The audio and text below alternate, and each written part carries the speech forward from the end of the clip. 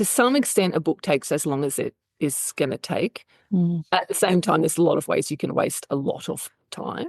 Now I'm feeling attacked. Go ahead. No. Go ahead. Please continue. The truth hurts, right?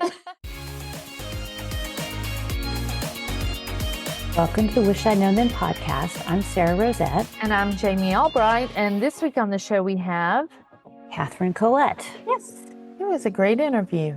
Yes, we talked to Katherine about mindset for writers. Yeah. She's a book coach, an author coach, and she runs through some archetypes that writers go through when they publish and dealing with different circumstances you may encounter. Yeah.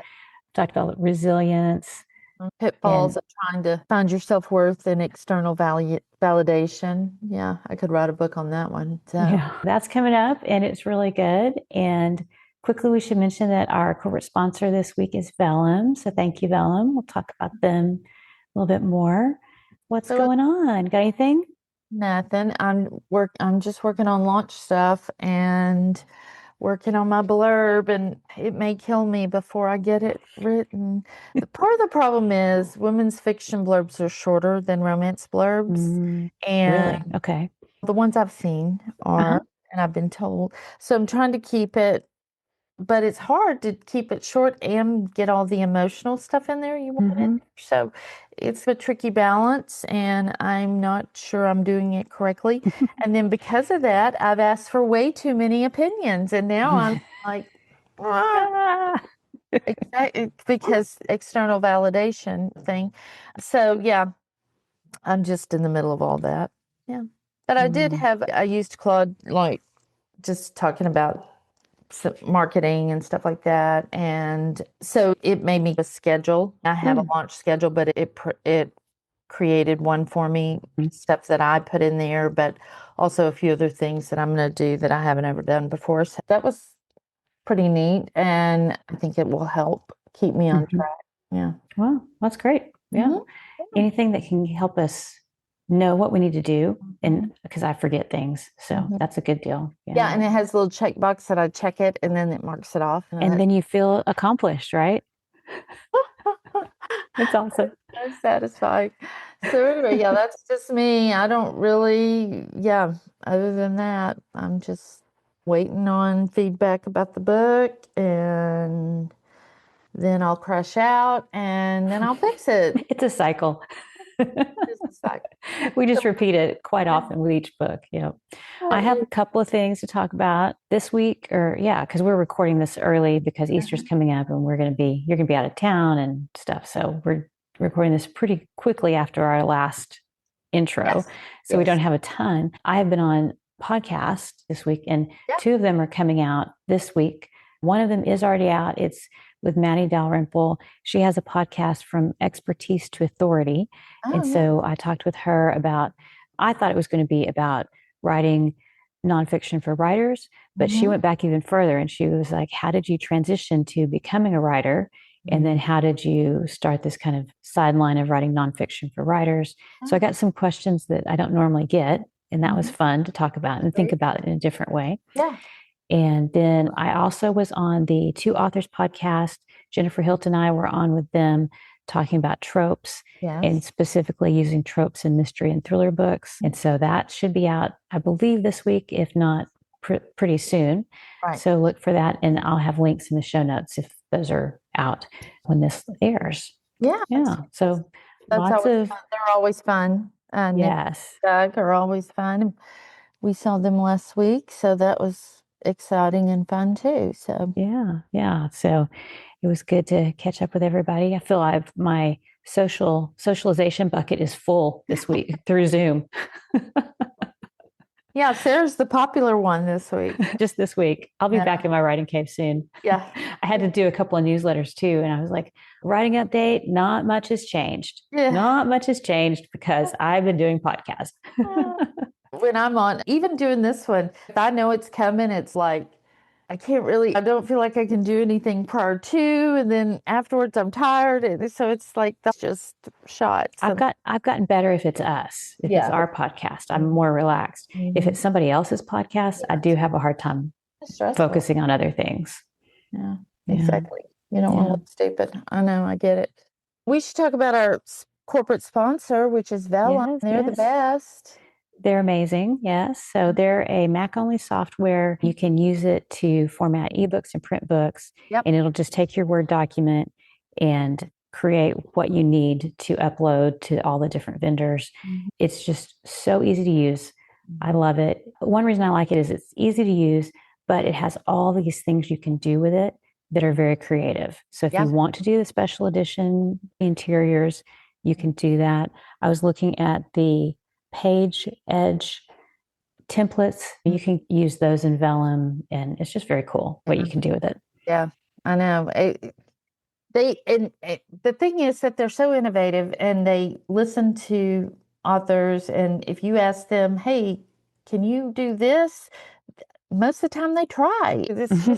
And they accomplish it. So yeah, they're great. We appreciate so much. Thank you, Vellum, for sponsoring the show. So if you're interested in checking out Vellum, go to tryvellum.com/wish. And then we don't have any new supporters this week, but you were going to talk about one of our longtime supporters. Yes, that is Trisha O'Malley. So thank you, Trisha. And she is a mystery author. So I'll put her link in the show notes if you want to check out her Mystery books. romance. She does now too. Yeah. And you should follow Trisha on social media if you don't, on Instagram and stuff. She's got a great Instagram. She lives in Scotland. She was living on an island. Now she's living in Scotland. So all of her pictures are amazing. And if you would like to become a supporter of the podcast, Sarah, how can they do that? They can go to wishidknowforwriters.com/support, or you can find us on Substack. Yes. And we should also mention that last week we did a supporter episode. We talked about the truths about book marketing, some myths that are out there, and we did that in the regular episode. And then we did 5 more truths. We busted 5 more myths basically for the supporter episode. So now I think we're up to almost 20 supporter episodes. So if you subscribe, then you'll get that backlist of supporter episodes and the shout out on a future episode. Excellent. Very good. Very good. We should probably get on with the podcast because it's great. Yes. All right. So here's Katherine. Today we're excited to have Katherine Collette here. Hi, Katherine. How are you? Hi, I'm good. Very happy to be here. We are happy you're here, coming to us from the future. So we appreciate that. There's good stuff on the horizon. That is good. Let me read your bio so people can learn a little bit more about you. Katherine Collette is a novelist published in Australia and internationally. Alongside her own writing, she works with writers both on the practical work of writing and the experience of being a writer, including the surprisingly creative ways we make writing harder than it needs to be. And I think we all identify with that. Yeah, we do. We do. Well, tell us how you got started working with writers. Sure. So I'm a writer myself. I've written 4 novels. I'm currently working on my 5th. When my debut book came out, it was called The Helpline in 2018. There wasn't a heap of information about the debut author experience. I feel like there's a lot now, but then there wasn't much. And so I had a writer friend who was also a debut author. Her name's Kate Mildenhall. Her book had come out 12 months prior, and the 2 of us decided we would start a podcast called The First Time. We're no longer doing the podcast, but we did it for 6 years. And it was all about the first time you publish a book. Right. As it went on, it became about subsequent times as well. But in the beginning, it was about first-time publication. And so as part of that, we interviewed sort of 400-odd authors, really about what happens after you make it. And I'm saying make it in inverted commas. That podcast was the best education of my life. And the one key thing I took away from it is that the hard part about writing is not writing. It is the thoughts and the feelings and the expectations and all of the other stuff that comes with being a writer. Yeah, absolutely. And through my own experience, my peers, through the podcast, I just recognized this pattern of talented writers stalling, and the reason they stalled had nothing to do with craft. If you get really specific about publication, where they got stuck was that their sense of self was overly tied to external milestones. So what that looked like was a writer would get a book deal, they'd get a great review. Even just get early praise on something they were working on. And so their internal narrative became, I am good because this happened.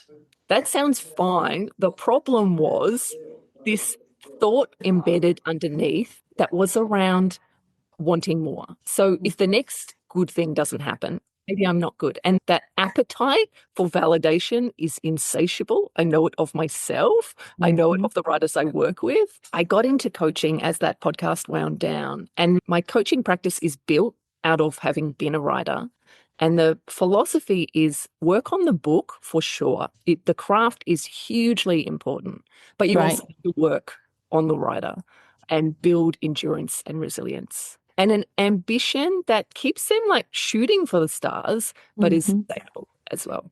Yeah, that is fantastic. I think that's really interesting because a lot of times if we struggle, the thought is to turn to craft. Let me learn more about plotting. Let me learn more, and that will fix it. And sometimes that's not the answer. I think resilience is really undersold as the thing that writers need, because you can teach people lots of stuff about writing. I don't think an innate talent is a prerequisite to write a book at all. Right.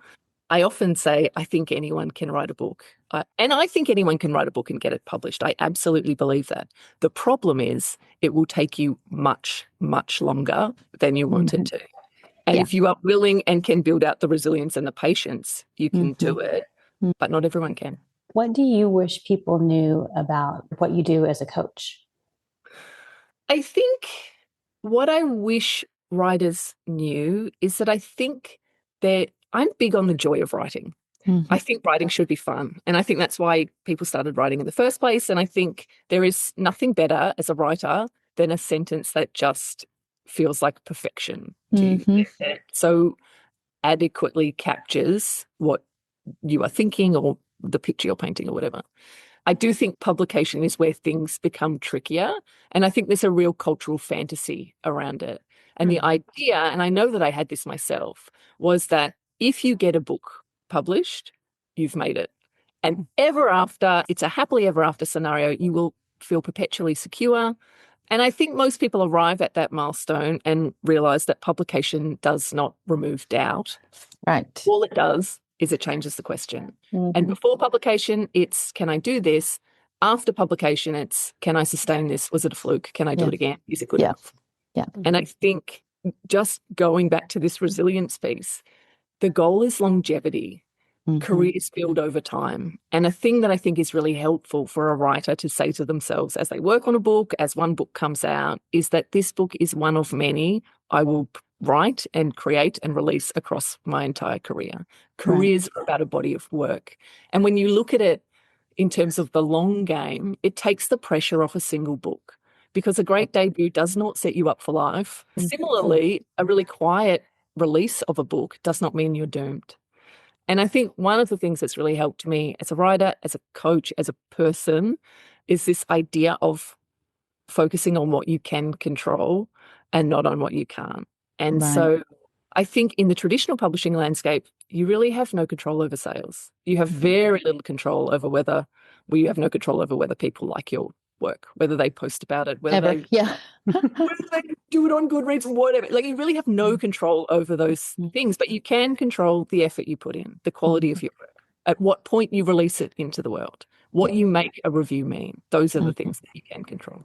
And that's something I've really been, thinking a lot about. And if you write slowly, then each book becomes, you put a lot of pressure on each book. Like for me, I published one book a year. So to me, each of those books had to do exceptionally better than the last book. And that's a lot of pressure to put on yourself and put on a book and put on your readers, because each book is not for every reader. I think if you want to grow as a writer, I feel like it's much more about pursuit than execution. I am always chasing something that is slightly out of reach and trying to catch it.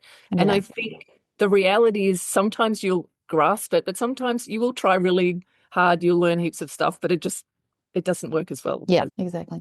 Is there anything you wish you'd known about working with authors before you started? I think working with authors has taught me a lot about writing. I think a mistake that I realize I made because I recognize it in others is, to some extent, a book takes as long as it is going to take. At the same time, there's a lot of ways you can waste a lot of time. Now I'm feeling attacked. Go ahead. No. Go ahead, please continue. The truth hurts, right? I say this having done it. I think from a coaching perspective, writers will often say to me, I'm going to get my book really good. I'm going to get it as good as I can get, and then I'm going to work with you. And I think actually you get your book as good as you can get it by working with me. Yeah. And I think that idea of I'll do it myself as good as I can get, if I had to pinpoint where I've lost years, it's in that moment. Yeah. I think you need fresh eyes. That makes a lot of sense.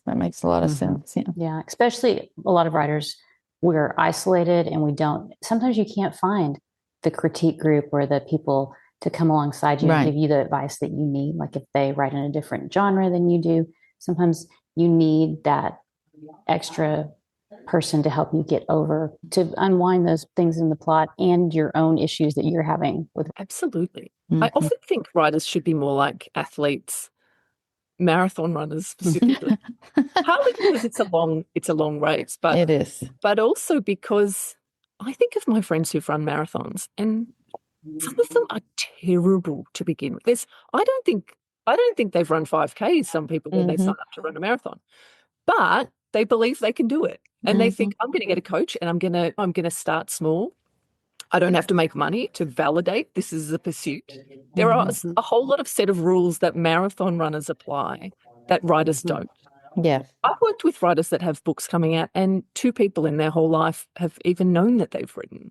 The marathon runners I know are telling people from day one. Like, such an extraordinary contrast. Yeah. It is an interesting comparison too, because no marathon runner starts as a good marathon runner, because you have to train. You just are not born able to run a marathon, and you're not born able to write a book. Even if you have an innate talent, you have to learn a whole bunch of things. And that's the expectation. The expectation is that you will have to learn. I'm always interested in the money question because I have mixed feelings about money and books. But in terms of time spent, I think often people working on their first book see that getting it published or putting it into the world validates that time. And I think a marathon runner does not feel the same need to validate the time spent. And you can spend a lot of time training for a marathon. Yeah. But there's I have to make the Olympics and then I'll be like, it wasn't worth it if I didn't win the gold medal. That's right. Yeah. What do you see authors doing that they do because they think they have to, but really isn't producing results? I think for me, social media is a big space to fullness. I do think the landscape now is there are lots and lots of authors, and it's difficult to build an audience if all you do is publish a book, go away, disappear, publish a book, do a lot of publicity, go away for a couple of years, write the book, come back out, more publicity. I think that's a hard audience building practice. I think publishers will often say, or the general advice is often around to be on social media and to post. What that can sometimes look like is someone will create a social media account. They will very dutifully post on it. Maybe they'll every 3 weeks have a post that's, I haven't been on here for a while. Here's a book I've read. I've got an event. And so to me, I look at that and I do very much understand it. But I look at it and think, if really the underlying idea is that people can find you between books, what are they finding you doing? And if it's posts that you are not invested in, that you're not comfortable in on social media, it's probably not a presence you're wanting to sustain or that is very meaningful. And so when I look at my first book, the way I built a presence was through podcasting. I didn't do social media at all. But the first time podcast in Australia, very niche, but very known among writers. And so I think when you think about having a presence that automatically go to social media, I would question that if social media is not a thing you particularly enjoy doing. If you have to be on social media, if that's the direction, think about a way that you might enjoy it. Writing advice for me is such a more interesting way of posting on social media than me on in an awkward photo on a family holiday that I don't want to show on social media. I think you guys would be the same. The podcast is a huge way of building this visibility between books are released. It's true. Having not released a book in 4 years because of circumstances, this podcast has kept me in the book world where I wouldn't have been otherwise. Talking to that point too, like you were saying before about that releasing a book every year and the pressure that builds, I think having a podcast where you put episodes out each week or whatever people's regularity is also puts you in the practice of putting work into the world. And some will be better than others. And some... That's true. That's a form of building that creative resilience too. That's true.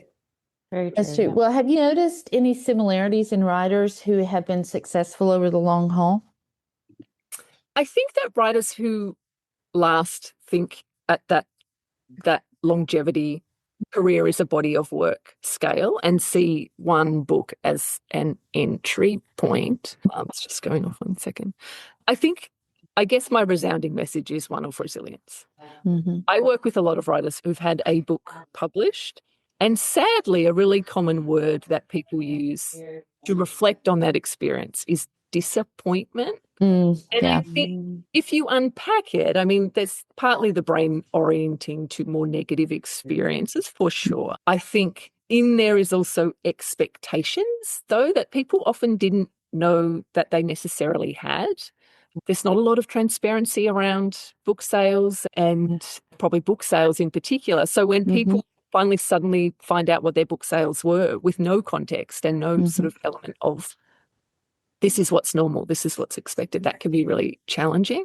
So I think the ability to not collapse after disappointment and to set up ways of thinking that sustain you long term is part of endurance.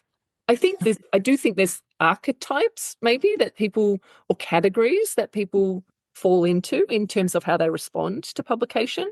Do you want me to talk to some of those? Yeah, that'd be great. Yeah. I think one very big archetype that emerges is, I call it the comparer. So someone who comes out of their publication experience and feels like others achieved or did something that they didn't, and that feeling makes them feel a bit inadequate. This is a jealousy frame, really.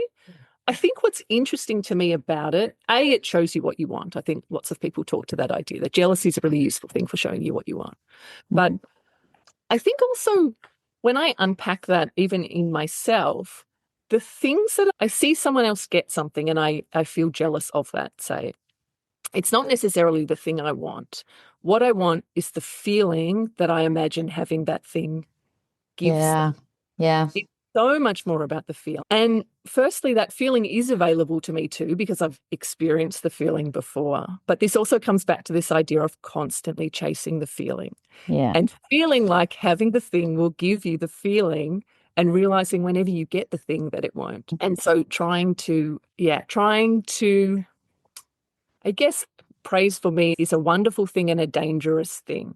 It's about trying to enjoy the good things that happen, but not rely or require them. Keeping them at a safe distance. Yeah. The second way I think people can respond is to catastrophize. I think this is a big one that I think sometimes people feed this narrative unintentionally, and the idea is this book has to land or I will never get another chance. If this book does not go well, no one will ever want to publish me again. If this book is not a success, I'm not a debut anymore. I've failed. I might as well quit now. And I think if you even unpack that for a second, it is fairly catastrophic thinking. To say that no matter what I do, I could write the best book ever in the whole world and no one would publish it. It comes back to this idea of seeing one book as make or break. This one book defines my career trajectory. Career build over time. There are certainly 1 or 2 debuts each year, a handful of debuts, whose books skyrocket. I'd argue that comes with its own set of challenges. But mostly careers build over time. Very true. Sorry, I'm making notes because this really speaks to a lot of the stuff I'm dealing with, because I have a book coming out in a few months, and it's the first in 4 years, and I put a lot of pressure on it. I am backing off that pressure some, but I'm sure internally I am not. Yeah. Even though I want to say that I am, it's hard not to. It's hard not to. Absolutely. Yeah. A thing I always say to myself when a book comes out, or whether I'm doing an event or whatever, and I'm feeling nervous about it, is I say to myself, how good is this? How Yeah. good is this if that I have built a life around writing, that I have a book coming out into the world? If Yeah. my childhood self could see me now, they would be absolutely thrilled. So I say to myself, how good is this? And I say, just be me. Yeah. Just be you. They're my two mantras. Yeah. What's another? Is there another one? Yes, archetype. I've got three more ways I think people respond. Good. One is the anticlimax.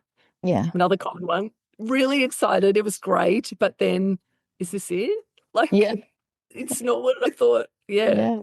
This is really that arrival fallacy idea, I guess, that expectation of happily ever after. I often think of happily ever after.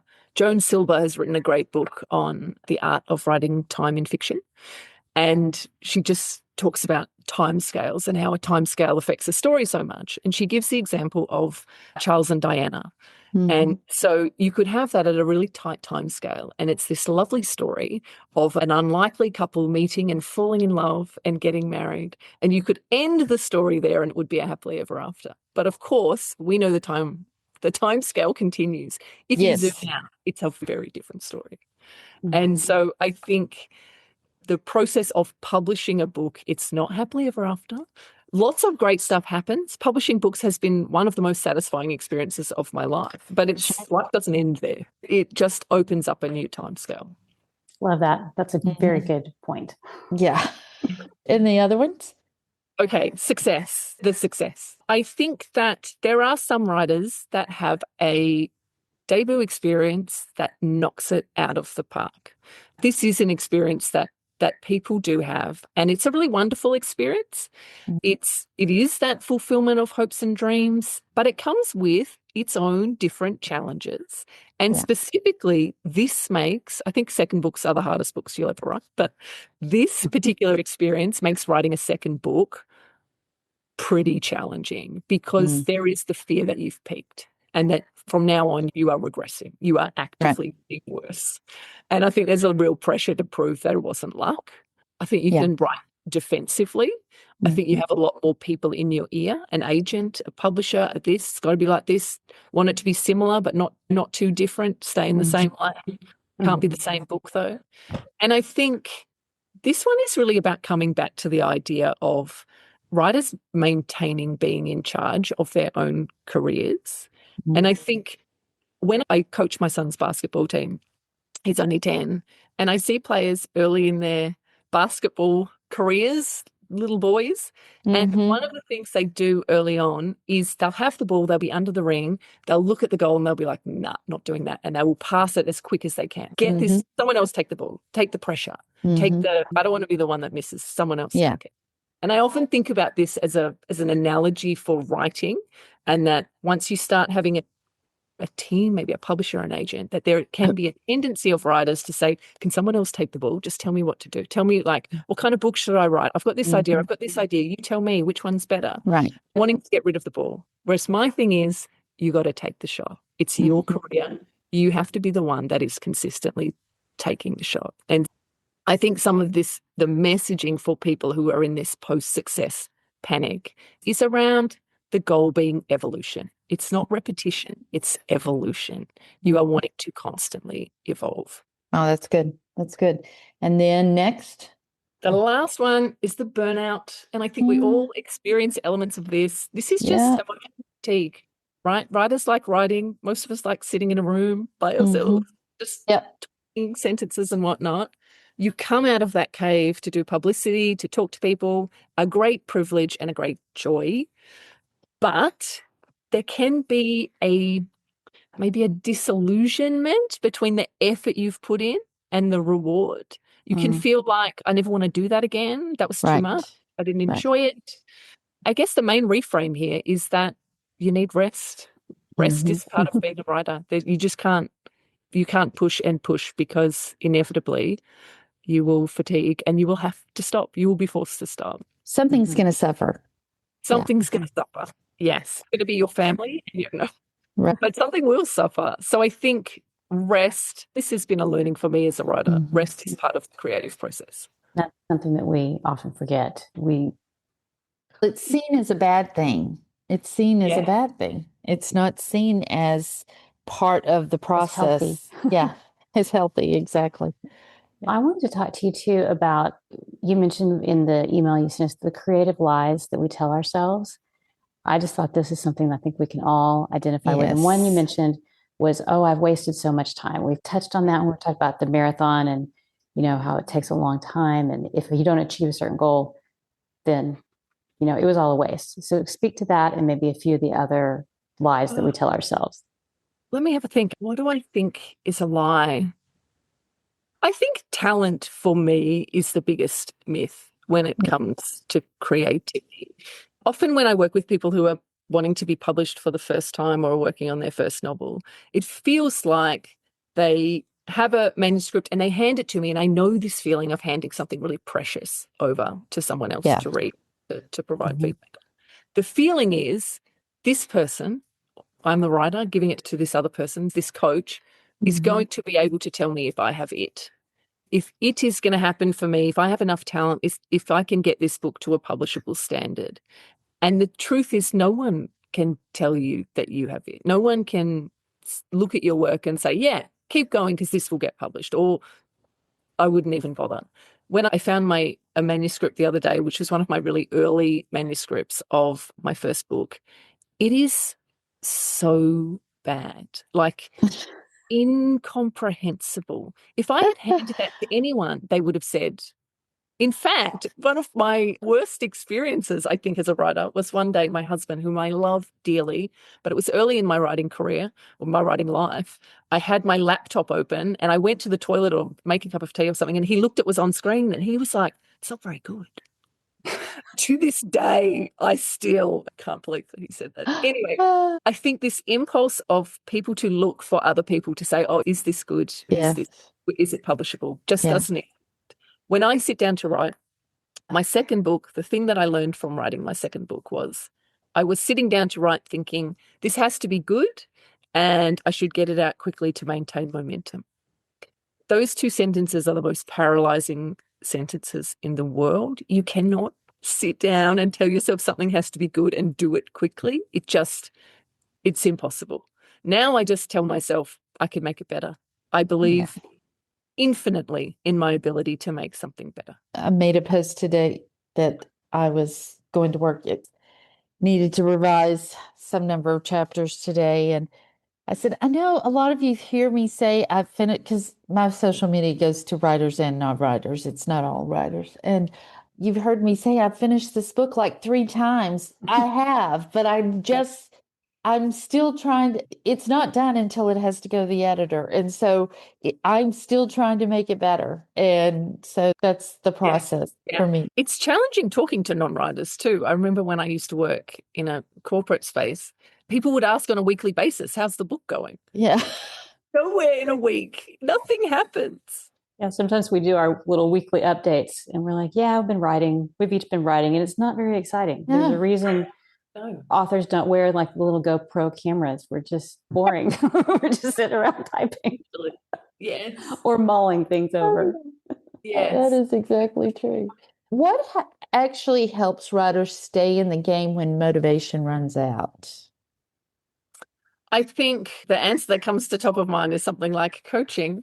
Yeah. For a reason, it's obviously a very self-interested answer. But I think for most people, if you're out of a book contract or first book or wherever you're at, is that nothing happens if you don't finish your book. Absolutely nothing happens. No one's waiting for it. There's no like boss at your door saying, TikTok, where is it? And I think the only person that is impacted if you don't finish the book is you. And there are times when that feels really tolerable, that life is busy. Yes, you want to do it, but it's taken ages. There's ages to go. You've had feedback, you know what you need to do, but it's just the magnitude of that feedback. And so I do think that's where coaching can help, because if you have said to someone, paid for someone to read your work and you say, I'm going to send you 10,000 words this month. I've never had a writer not send them. I bet. Yeah. That's the reality. I think writers want their work to be read. You actually don't just want to write a book. No. Sorry, you actually don't just want to write and never have anyone read your work. Right. If you did, you would keep a private journal. Maybe people do that as well. But I think you're working on a book, even though it's makes you feel vulnerable and exposing, what you want is to be read. And I think people need to be read along the way.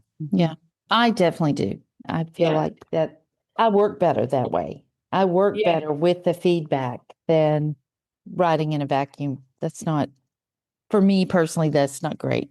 Well, we've talked a lot about just like reframing our thinking around a lot of things. So is there any one tip or idea that you think be most important for writers to keep in mind when we're dealing with some of these things?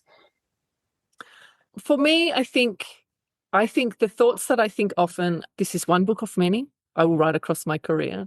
I do think that those Stoic principles around focus on what you can control and not on what you can't. And within that, a lot of what you can control is your attitude and what you tell and what you make things mean. So I think that is another one.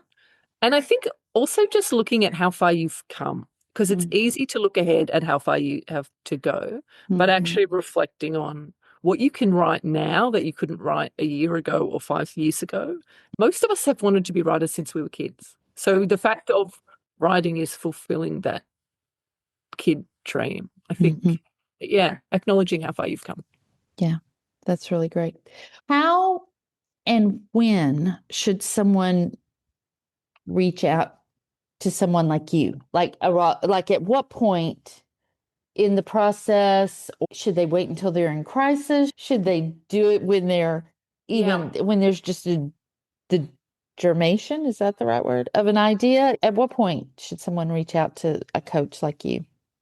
I work with people at different stages. So some people I probably don't work with people first draft ever of beginning writing career. Right. But people who've written a couple of books, I would work with them on their first draft. They would send me 10,000 words a month. We would workshop it and we would work together for 6 months. Right. If people have finished a draft, then I work with them on that sort of second and subsequent drafts. So people different drafts in different ways. At that point of, I've got the story down, I know what it's about, but often it's things like, I know it's not emotionally impactful, even though I know a lot happens. I think that can be a real thing. So people who've got a solid draft, people who've written before and want to finish a draft, those are both spaces that I work with people on.